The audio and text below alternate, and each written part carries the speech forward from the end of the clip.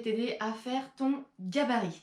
Et oui, quand on veut se lancer dans les meubles en carton, la première étape qui est assez conséquente, c'est faire son gabarit. C'est pas simple, hein. Il faut quand même quelques techniques de dessin. Et quand on est nul en dessin, eh ben, un gabarit, c'est assez compliqué. Alors, il y en a qui existent hein, à l'achat. Tu peux très bien trouver dans des livres ou choses comme ça, des gabarits qui existent à taille réelle. Mais bon, c'est pas ta création, c'est pas ce que tu aurais fait toi, c'est peut-être même pas à ton goût. Aujourd'hui, même si tu es nul en dessin, je vais te donner toutes mes techniques, tous mes conseils pour que tu puisses réussir ton gabarit. Alors, le premier conseil, c'est d'utiliser un cahier à petits carreaux. Alors, avant de prendre ta grosse plaque en carton et tu sais pas par où commencer, tu sais pas où positionner ta règle, eh ben, le carnet, c'est quand même ce qu'il y a de plus facile. C'est beaucoup plus simple de dessiner déjà sur quelque chose de petit pour avoir une vision plus globale que quelque chose de déjà bien plus grand. Et tu auras déjà tout en tête, ce sera beaucoup plus simple ensuite de t'attaquer au carton. Alors le mien par exemple, il est comme ça. C'est tout simple, hein, je fais mes gribouillis. Alors là, on voit bien, hein, c'est les petits carreaux. Là, j'ai le modèle de ma bibliothèque, que tu peux d'ailleurs aller voir sur le blog. Elle est déjà faite. J'en ai fait d'autres. Après, j'écris plein de notes aussi. Ici, on a mon meuble. En fait, je fais toujours plusieurs versions de meubles.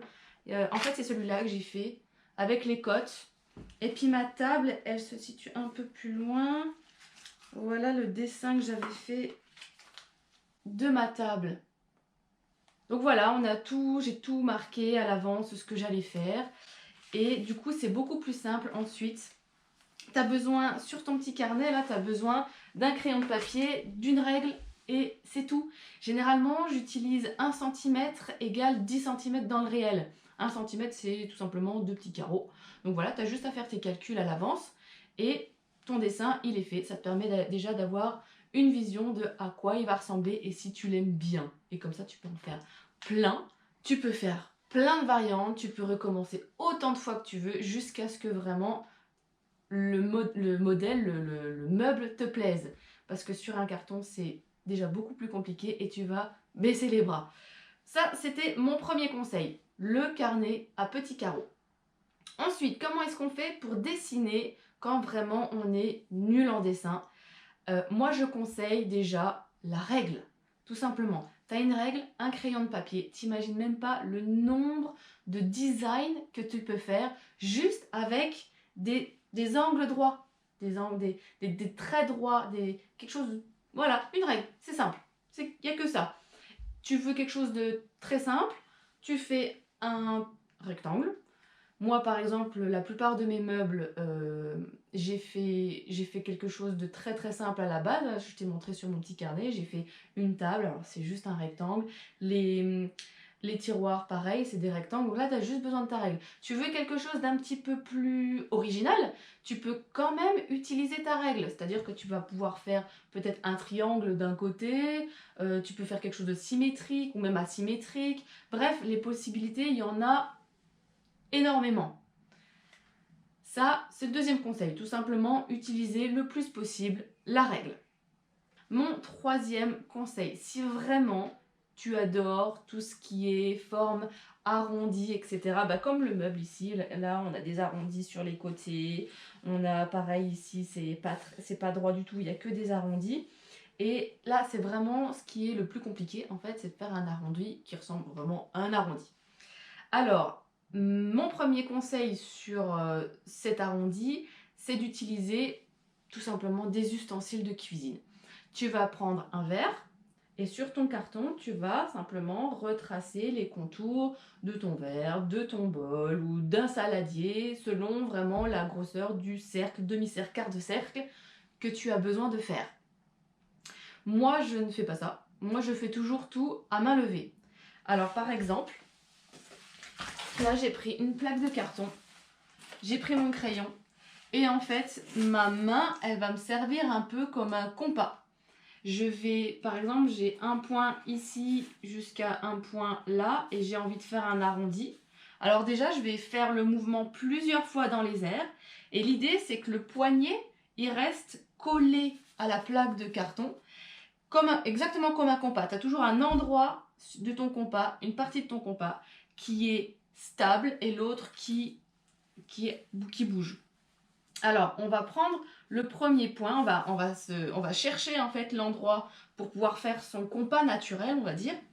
On va chercher, alors on va faire le mouvement plusieurs fois pour avoir exactement le bon mouvement. Alors moi là, je pense que je suis assez bien là, du point là jusqu'au point là. Et là, la difficulté, on la voit, c'est des fois le carton, ça dévie ton crayon. C'est pas grave, hein.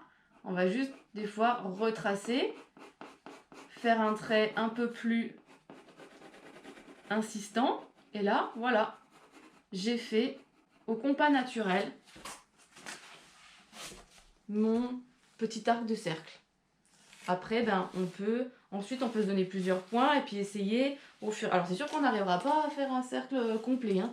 On pourra faire un demi-cercle ou un quart de cercle. Et en fait, on va se mettre des fois à un peu bouger le carton. Mais surtout, voilà, moi je propose que si vraiment tu as plus que ça à faire, tu te remets plusieurs points. Visuellement parlant, tu traces toi-même dans ta tête le trait. Et ensuite, avec ta main, tu vas chercher ton compas naturel. Et ensuite, tu vas tracer le reste du cercle. Alors, on peut s'y prendre plusieurs fois, on peut faire plusieurs traits, etc., etc., etc. Alors voilà, mes 3 conseils pour réaliser ton gabarit. Premier conseil, le carnet. Deuxième conseil, la règle le plus possible. Troisième conseil, des ustensiles pour pouvoir faire des arrondis. Et mon dernier conseil, en fait, si vraiment le schéma ou si vraiment le dessin est très complexe, qu'il y a énormément d'arrondis, etc., etc., et que du coup, tu as peut-être une photo ou une image et que tu voudrais l'agrandir sur ton carton, là, je te propose la méthode du quadrillage. Alors, qu'est-ce que c'est? C'est tout simplement, sur ton modèle, tu vas quadriller de, par exemple, 1 cm. Alors, tu vas faire plein de traits, hein, vertical, horizontal, pour que ça fasse plein de petits carrés de 1 cm par 1 cm. Et sur ton carton, disons que ça va donner, tu vas faire le même quadrillage, ça va être peut-être 10 cm par 10 cm, et ce sera beaucoup plus simple de faire carreau par carreau, un dessin, carreau par carreau, plutôt que de faire le dessin entier. Alors, je ne vais pas te faire la démonstration de cette méthode, parce que je ne l'emploie jamais, j'ai quand même jamais des meubles aussi complexes pour utiliser cette méthode. Par contre, je peux te donner un lien qui sera en dessous de cette vidéo. J'ai trouvé quelque chose d'assez sympa de quelqu'un qui recréait par quadrillage un joli dessin. Alors voilà tous mes conseils pour pouvoir faire soi-même son gabarit. Alors, si tu as des questions, n'hésite pas, tu peux m'écrire un commentaire sur YouTube, tu peux m'écrire un commentaire sur Facebook. Bon voilà, c'est fini. Alors inscris-toi à ma chaîne pour d'autres vidéos et d'autres conseils. Et je te revois très vite.